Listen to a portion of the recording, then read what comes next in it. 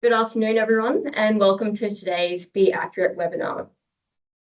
It's called Running a Nature Repair Market Scheme project alongside an ACCU Scheme project. My name is Sami Fattar, and I'm currently an Assistant Acting Manager in the Nature Repair Market section.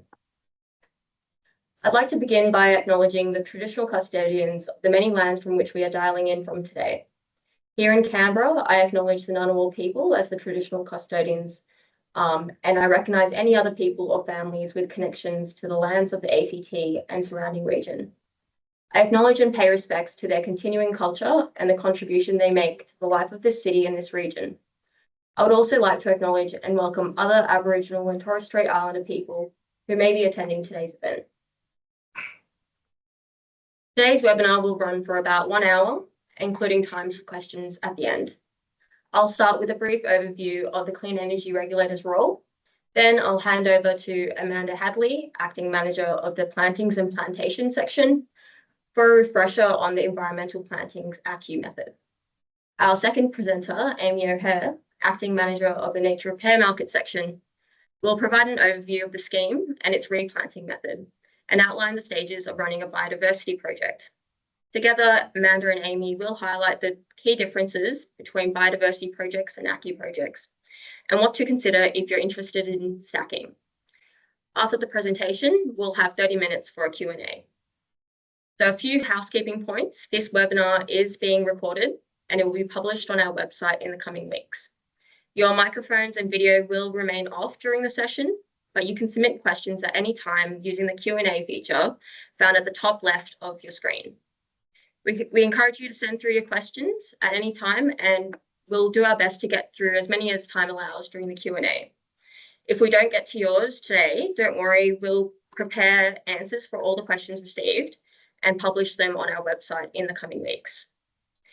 If your question is private or business sensitive, please email us using the address provided in the announcement message. Thank you for joining us today, and let's get started. So the Clean Energy Regulator's role in the market differs from the Department of Climate Change, Energy, the Environment and Water, that are known as DECCU. As the regulator, our key functions include administering the schemes we are responsible for. This includes assessing applications, providing guidance and registering projects, all the way through to issuing certificates, managing audits and updating public project registers. DECCU is responsible for developing the policy and turning it into legislative instruments. The CER then administers those instruments to operate and regulate the market. So I will now hand over to our first presenter, Amanda. Thank you. Thank you, Sami. I'm Amanda Hadley. I'm from the Plantings and Plantations section here in the ACCU Scheme at the Clean Energy Regulator. And so I'll give you a quick refresher on the REMP 2024 methods. So what is the reforestation of environmental or mallee plantings method? Also commonly called REMP, environmental plantings, or also an EP project. And those terms will be used interchangeably throughout this presentation. It's all about bringing vegetation back to the land that's been clear of forest for at least 5 years. This means restoring areas that have been cleared for agriculture, grazing, or other uses, helping to rebuild ecosystems and improve biodiversity. You can plant a mix of native trees, shrubs, or understory species, or go with mallee eucalypts. Native mixed species planted support local wildlife and maintain ecological balance, while mallee eucalypts are often chosen for their resilience and ability to store carbon effectively in dry regions. So what's the goal of an EP project? The goal is to grow plants and trees that reach 2 metres or more in height and create at least 20% crown cover. This helps store carbon as the plants grow. Achieving forest cover is critical for carbon sequestration. As vegetation matures, it captures and stores carbon in biomass and soil, contributing to long-term emissions reductions. So where can projects happen? Projects can happen anywhere in Australia where full carbon accounting model, or FullCAM, data is available.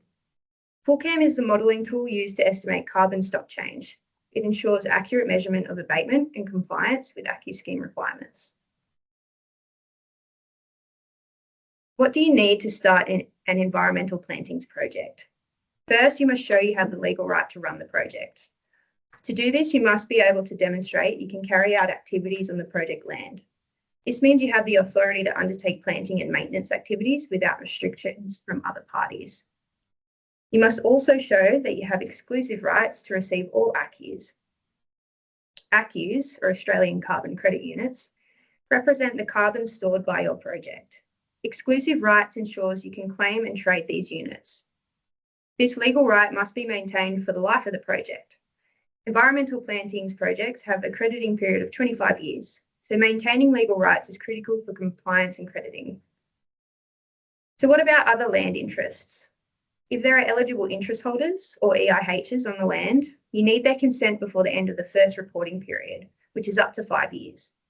EIHs may include mortgagees, leaseholders, or other parties with a registered interest in the land, such as native title holders. Their consent avoids disputes and ensures transparency. This ensures everyone understands the project and any risks or benefits. Consent helps manage expectations and prevents legal challenges later in the project. If there are regulatory approvals required on the land, you must ensure you follow all federal, state, territory, and local laws. Compliance may include environmental regulation, land use planning, and water management requirements. And you must get any required permits or licenses for land use, environment, or water before starting activities.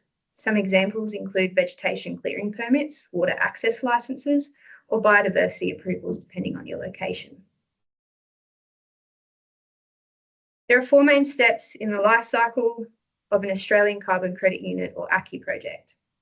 Step 1 is registering your project. In this example, we're using the REMP method. So we would be choosing the REMP method and apply to register with the Clean Energy Regulator, or the CER. This is the first formal step to participate in the ACCU scheme. Our team checks your application against legislative requirements, and we ensure compliance with the Carbon Credits Carbon Farming Initiative Act and associated rules. You'll need to pass a fit and proper person test, which includes police and ASIC checks. This test confirms project proponents meet integrity standards. Your project will need to pass the newness requirement, where activities must not start before registration, and projects must be additional and not already underway before registration. Step 2 is reporting and audit requirements. You're required to report throughout the life of the project by submitting offsets reports. These reports can be submitted anywhere from every 6 months to 5 years for sequestration projects, such as an EP project. Reporting frequency depends on your chosen schedule and project type. Most projects need at least 3 independent audits to show compliance with the method. Audits verify that your project meets all requirements and accurately reports abatement. Step 3 is earning your ACCUs. Once your project starts storing carbon in the full CAM, you can apply for Australian Carbon Credit Units, or ACCUs. Full CAM modelling demonstrates carbon sequestration and supports ACCU issuance. Most sequestration projects can earn ACCUs for up to 25 years, the crediting period, and this is the time frame during which credits can be claimed. 1 ACCU equals 1 tonne of carbon abated or stored, and ACCUs are tradable units representing verified emissions reductions. Step 4 is using your ACCUs. Options include offsetting your emissions. This can help meeting compliance obligations or voluntary commitments, selling ACCUs to others in the market. ACCUs can be traded with businesses or organisations seeking offsets. I'll now hand over to Amy to kick off her presentation on the nature repair market. Thanks, Amy. Thanks. Hi, everyone. My name's Amy, and I'm the Acting Manager of the Nature Repair team here at the Clean Energy Regulator. Just to set the scene, I'm going to focus on the requirements of the first method under the nature repair market, as well as some of the general scheme requirements. I'm not going to touch on any future methods or method development, as that sits with our colleagues at ACCU. So the nature repair market is a world-first legislated national voluntary biodiversity market. It provides a framework that incentivizes action to restore and protect the environment and encourages land management practices that deliver improvements to biodiversity. Individuals and organisations can undertake nature repair projects to generate a tradable certificate. Similar to the ACCU scheme, you must obtain all relevant consents and regulatory approvals, which includes eligible interest holder consent, the right to carry out a project, and if the project is on native title land, consent from the registered native title body corporate. You must also comply with all Commonwealth, state and territory and local laws to run a project. The first approved method, replanting native forest and woodland ecosystems, focuses on revegetation with the aim of restoring cleared land. To avoid confusion, or maybe add a little bit, I will refer to it as the replanting method. Projects must be located in one or more of the eligible regions shown on the map, and these regions reflect areas that have historically experienced widespread clearing of native vegetation. They also have high concentrations of threatened species and ecological communities. Before registration, this method requires upfront work to be undertaken to ensure that the land is eligible, the plantings are suitable for the area, and the project is able to achieve its biodiversity outcome within 25 years. Biodiversity certificates issued under the first method are not able to be used as regulatory offsets, and the EPBC reforms and amendments to the Nature Repair Act have no effect on the first replanting method. If you do have some further questions about the reforms, please email our colleagues at ACCU and we can provide you with the email address to reach them on. So where does stacking fit in? When we talk about stacking, we refer to two projects being run on the same or overlapping areas of land. Under each respective scheme, you must meet all relevant eligibility and project requirements, which includes the design of your plantings, regulatory approvals, consents, and engagement requirements. While the activity areas and some activities may overlap, there are key differences between the schemes and the outcomes each project achieves. As you'll see later on in this presentation, the nature repair market requires additional species identification and plantings through the mid-story and ground cover layer, as well as ongoing monitoring. There is potential for aligning aspects of your project, which may help reduce costs. This includes planning and design, obtaining consents, and reports and auditing. In practice, to meet the land eligibility and stratification requirements of the replanting method, both projects would need to be designed and registered concurrently, unless the ACCU project was registered very recently. Now let's turn to some key terminology. The nature repair market introduces some new terms you might not be familiar with, and these are listed on the left. Throughout the rest of the presentation, I'll use a lot of these terms, and we'll put a link in the chat and you can find the definition of each term in the method. On the right, you'll see some terms that you are more familiar with. And while the terms share similar meanings to the ACCU scheme, there are some differences. So when you're developing your projects, we recommend referring to the relevant method for their specific meaning. The key stages of running a biodiversity project are very similar to the ACCU scheme. You have before you apply, project registration, running your project, monitoring and reporting, and then earning your biodiversity certificate. A key difference is in the before you apply stage, as this is where the majority of your project planning and documents are required. And over the next couple of slides, I'll go into some of the specific components required before you apply to register a replanting project. Before applying, project proponents need to undertake a starting state assessment and develop a site assessment report. This is our first notable difference between the nature repair market and the ACCU scheme. So what is the starting state assessment? The starting state assessment is a baseline evaluation of the project area to understand its current condition, confirm its suitability, and to stratify the project into project areas. It includes a field survey and desktop analysis, which is conducted by a suitably qualified person during the time of optimal plant growth to maximize the potential to identify species. The starting state assessment will also identify project characteristics such as the reference ecosystem, ecosystem condition, and culturally significant entities. It considers the management history of the land, potential risks and threats to the project, such as bushfires or floods, and the likely impacts of climate change. During your starting state assessment, proponents are also required to identify any Indigenous land interests applicable to the area and engage with the relevant Indigenous representatives to provide the opportunity to be involved in the planning, design, and implementation of the project. This engagement requirement is independent of consent requirements to run the project. So this is a really high-level overview of the starting state assessment. And once the starting state assessment has been undertaken and the site assessment report prepared, you can develop your project plan, which outlines how you'll carry out your project. So as I mentioned, a suitably qualified person is required to conduct the field survey and ecosystem assessment. The requirements for who can be a suitably qualified person are on screen, and these are defined by the method. Assessments and decisions made by the suitably qualified person must be informed by the on-ground field survey as well as desktop analysis. This combined approach ensures ecological judgments are grounded in real-world conditions, while also benefiting from broader data insights, leading to more accurate, reliable, and site-specific outcomes.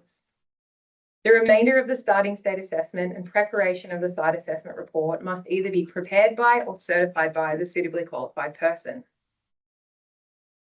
So what should you plant? This is a really common question we've heard from our stakeholders who are looking to run projects, and under nature repair, what you plant will be informed by your reference ecosystem. The reference ecosystem is a model for restoration that generally represents the non-degraded version of your ecosystem. It's also used to identify indicators, set your targets, and monitor progress. The reference ecosystem will inform what you plant, the density of trees, shrubs, and grasses, and will change depending on the location of your project. A replanting project in Queensland will have a completely different reference ecosystem to a project in Tasmania, and some projects will have multiple different reference ecosystems within the same project. An example of this might be where you have hills and valleys throughout your project, as different vegetation may occur in different areas.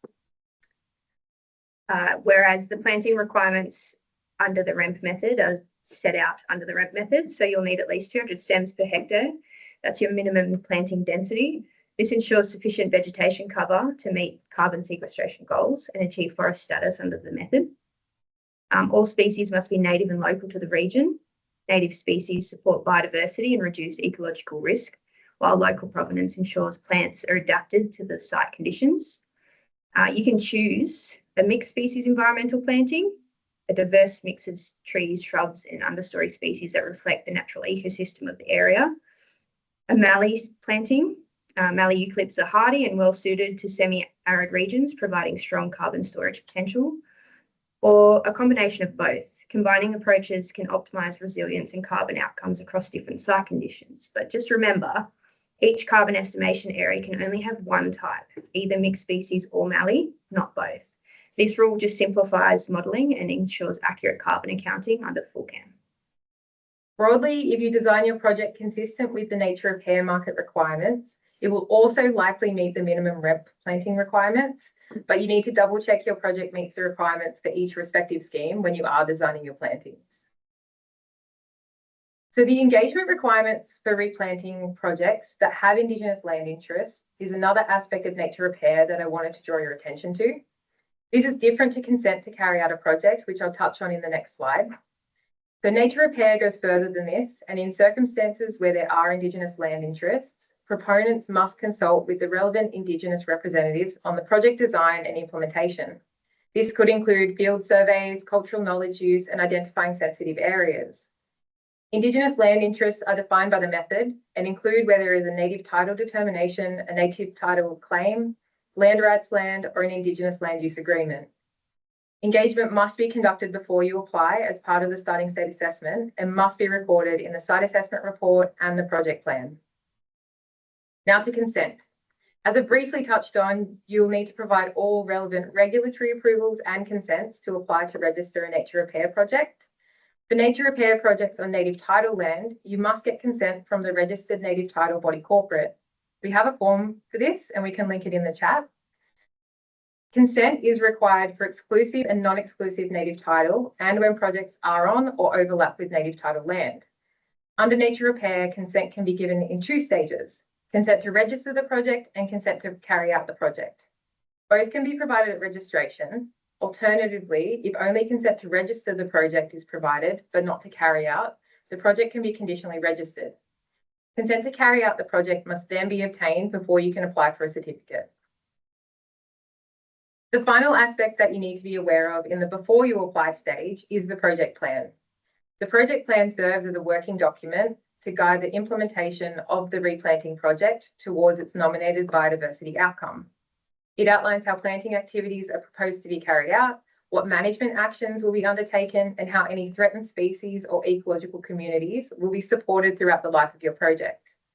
In your project plan, you'll also nominate your permanence period, and this will be either 25 years or 100 years.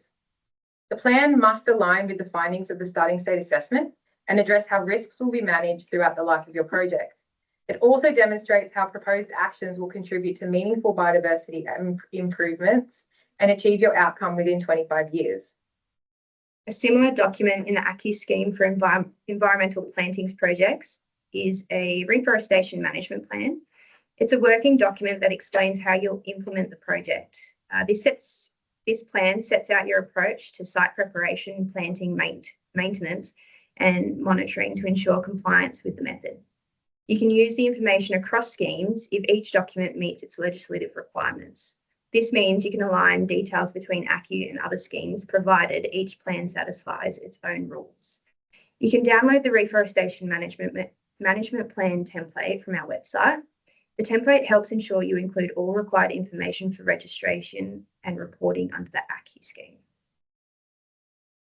The next step is project registration. So once you have conducted your field survey, pulled together your site assessment report and project plan, consulted and obtained all relevant consents and approvals, you can apply. On screen, I've outlined some of the key documents for each respective scheme that you'll need to submit to us in online services when you apply to register your project. When considering running both an ACCU scheme environmental plantings project and a replanting project under the nature repair market, you must submit your ACCU application first. This will ensure you're able to do both an ACCU and a nature repair project on the same or overlapping areas of land. The CER has 90 days to assess applications and can ask for additional information if we need it. If we send a request for further information, this stops and resets the 90-day timeframe, but we still aim for a 60-day turnaround from the day an application is duly made. Proponents must pass a fit and proper person test, and this includes police checks and asset history checks, and project activities must not have started before the project has registered. Once a project is registered, project information is published on our website on either the ACCU project and contract register for an ACCU scheme project or the biodiversity market register for biodiversity projects. Details about the ACCU register. What we publish. We share a lot of information on the project register, but some details are restricted by legislative secrecy provisions. This means certain confidential or protected information cannot be disclosed publicly under law. Adding extra details. You can provide additional information to appear alongside your project listing. This is optional but recommended for transparency. This could include a link to a web page with more details about your project, including a stacked nature repair project.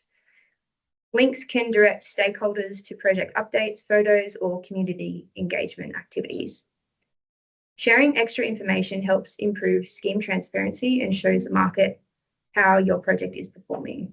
It can also build trust and demonstrates your commitment to openness. So how can you provide extra information? You can complete the voluntary provision of supplementary information form for publication on the ACCU scheme project register. This form allows you to submit extra details for public display and can be downloaded from our website. Remember, you're responsible for the accuracy of this information. The CER does not verify supplementary information, so ensure it is correct and appropriate. There are some upcoming changes. We're consulting on improvements to the ACCU scheme project and contract register for 2026. The goal is to make the register more useful and transparent for stakeholders. Check our website for the consultation paper and share your feedback. Your input helps shape future changes. Consultation closes 5 p.m. Friday, 19th of December 2025. Make sure to submit your feedback before the deadline. Now to the biodiversity market register. The market is set up to be highly transparent and all registered biodiversity projects are listed on the biodiversity market register. There is currently one registered project and you can view their acknowledgement of country, project summary, the nominated biodiversity outcome, approvals and consents, and whether they have a related ACCU scheme project. They do. You can download their project plan and site assessment report, as well as mapping files of the project area. In the future, you'll be able to see project reports and audit reports, as well as certificate issuance details. The register is a key page for project proponents, the public, and anyone who may be looking to understand a project or buy a certificate. We like to draw people's attention to it because it's a good example of where the rubber hits the road and viewers can see real-world projects taking shape. We will put a link to that in the chat as well. So after your project has been registered, you can begin your project activities. If you plant before registration, the project may be ineligible for biodiversity certificates under the nature repair market, and plantings must follow the method eligibility requirements, planting and project activity requirements, as well as following your project plan. You must monitor progress towards your biodiversity outcome. And this includes photo surveys every 12 months before you've been issued with a certificate and every 2 years after you've been issued with a certificate. We'll just wait for the slide to catch up. There we go, monitoring and reporting. So there are mandatory record keeping requirements, which includes documents and photos, and you must also tell us if anything changes through Notify the Regulator in online services. And Notify the Regulator is used for both ACCU and for nature repair. Project reporting has some similarities and differences to ACCU. Like ACCU, proponents must submit their first report between 6 months from registration to 5 years. However, under nature repair, there are 2 types of reports. A Category B report is before you've been issued with a biodiversity certificate, and a Category A report is required when you apply for your biodiversity certificate and all subsequent reports. Your first Category A report, which is submitted when you apply for your certificate, must include details and evidence that you've met your thresholds and be submitted with an assurance audit. Once a project has met its thresholds, the proponent can apply to be issued with a biodiversity certificate. For a replanting project, the targets and thresholds are nominated at registration. And once your forest has achieved the thresholds, you can apply to us. As I've mentioned, you will be required to provide supporting evidence, including of ongoing monitoring, alongside an audit report. Similar to ACCU's, certificates will be issued and can be traded in the Unit and Certificate Registry, and details about the certificate issuance and ownership will be published on the Biodiversity Market Register. Finally, as I mentioned earlier in the presentation, biodiversity certificates under the replanting method are not able to be used as regulatory offsets. The EPBC reforms and amendments have no effect on the first replanting method. However, if you do have further questions, please reach out to our colleagues at ACCU. REMP monitoring and reporting. There are several key submission requirements. So the first key submission requirement would be your reforestation management plan, as mentioned earlier. You're required to submit a reforestation management plan with each offsets report and update as the project progresses. This plan documents how you will implement and maintain the project over the life of the project. The permanence plan is another one, submitted when you register the project with the first offsets report, and again at 8 years and 24 years into the crediting period. These updates ensure your risk management strategies remain effective throughout the project permanence period, which for REMP can be either 25 or 100 years. There's offsets reporting. Reports are due every 5 years from the project start date. The start date will determine your reporting schedule. Reporting periods can be as short as 6 months or as long as 5 years, with flexibility allowing you to choose reporting intervals that suit your operations. You must submit a report within 6 months of the end of each reporting period, noting that a timely submission is essential for compliance and crediting. So what types of things do you need to include in your report? You need to include net abatement amounts and carbon stock data, data on emissions from biomass burning and fuel use, details on project area, forest management and forest cover, bookend files and output data, plus all other requirements under the Act and the rule. These elements provide a complete picture of your project's performance and compliance. You'll also be required to undertake audits. Your project will be audited to meet legislative requirements as they verify the accuracy and adherence to the method. And most REMP projects will require at least 3 audits during the crediting period. This is the standard expectation for sequestration projects. And the first audit report must be included with your first offsets report, which confirms compliance early in the project. The number of audits required for your project depends on the project size and forward abatement estimate, with larger projects or those with higher abatement typically seeing more frequent audits. So we're coming to an end of our formal presentation, and I wanted to briefly talk to you about guidance my team has in development to support proponents better understand the nature repair market scheme, the method, and produce quality applications. These have been informed by the many people we've talked to over the year to implement the first method. So I did want to say a huge thank you to anyone in the audience who we've spoken to over the year. The guidance we do have in development includes templates for the site assessment report and project plan that bring together all the legislative requirements for each of the documents and provides examples of what we might expect to see. Identifying reference ecosystem guidance to ensure that the correct reference ecosystem is accurately selected. An Indigenous engagement fact sheet, which provides an overview of both mandatory and voluntary engagement. And finally, field survey guidelines to support the suitably qualified persons in collecting consistent and reliable data. These are still in development, but we will let you know when they are available on our website. And lastly is the key takeaways. So the first one, most importantly, is stacking is possible, but you must meet the minimum requirements for each scheme. For nature repair, you must submit a project plan, site assessment report, and stratification when you apply under the replanting method. You must also have a suitably qualified person and take all the required steps to engage with relevant Indigenous representatives. All project details and documents will be published on the Biodiversity Market Register, and a certificate can be issued when you've met your thresholds. If you do want to learn more, our team welcomes inquiries. As we're still in the first year of the scheme, your questions help us better support you and administer the scheme. If you're considering running a project, reach out to us via email and we can provide support and guidance. To find out more about the nature repair market and how to get involved, email us, call us, and we've put all of the details on screen for you.